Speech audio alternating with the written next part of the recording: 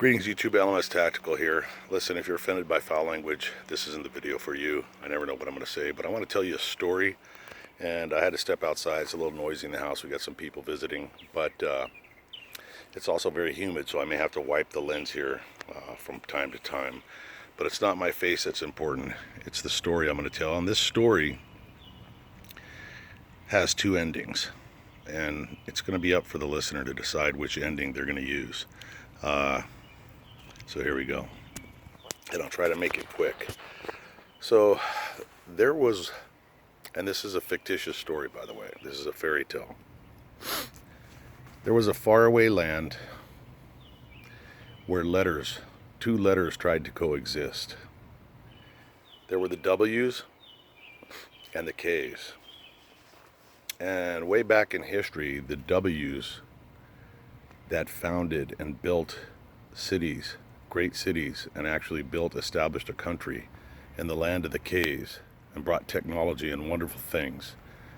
They used to run the show there. But eventually, because of guilt put on them by other letters like the A's that were all the way around the world and the E's that were in their own part of the world, they put so much pressure and sanctions on the W's that they had to relinquish power and give all the power to the K's.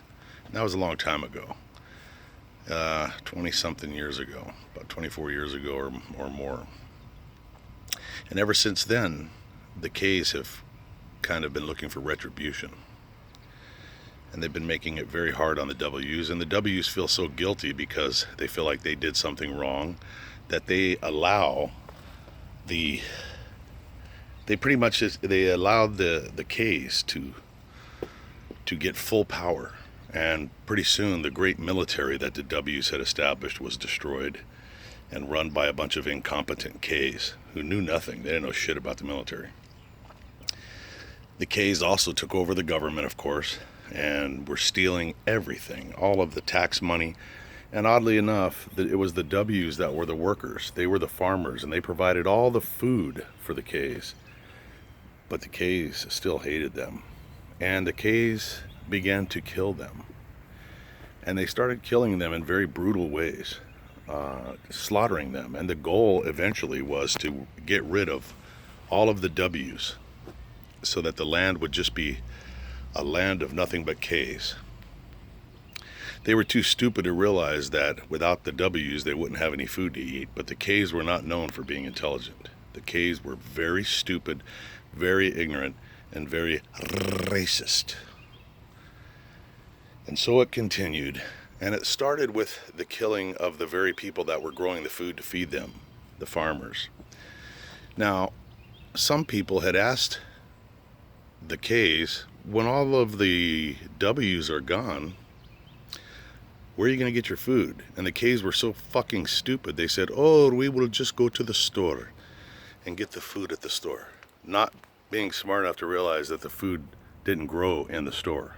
But that was just an example of how stupid the fucking K's are or were. So, as time went on, the killings became more frequent and more gruesome.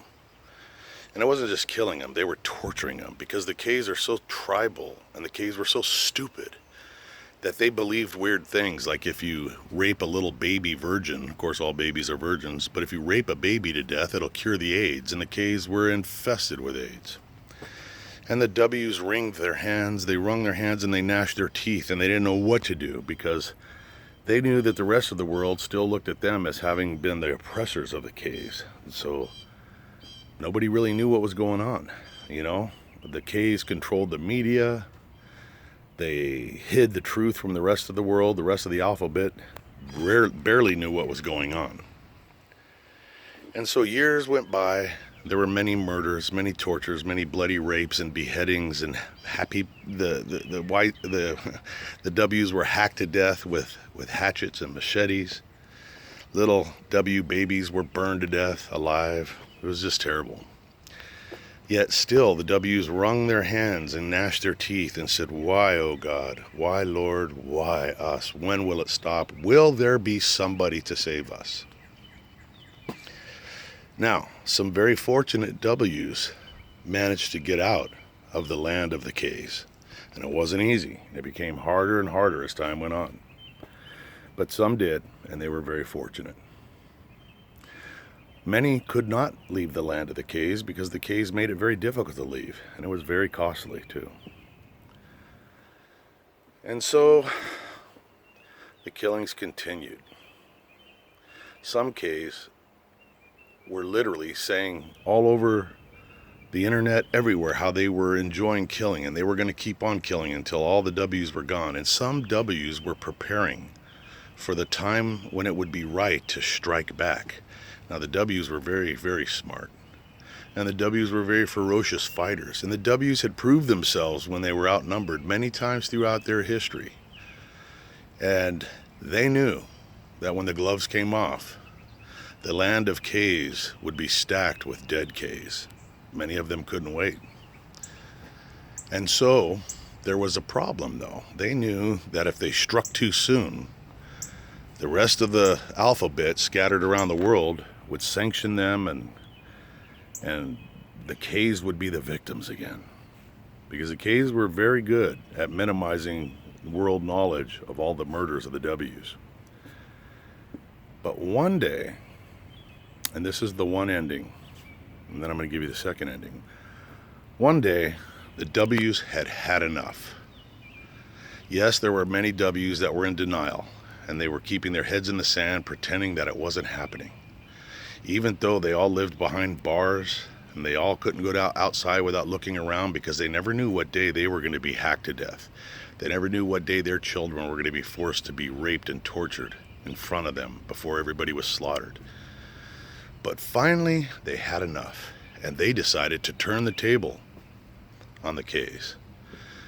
They held meetings, and they decided that maybe we need to give back what we're getting. And since we're smarter and we're better fighters than the K's could ever be, because you must know that the K's actually had been on that land for thousands and thousands of years and were too stupid to ever even build anything that lasted more than a month.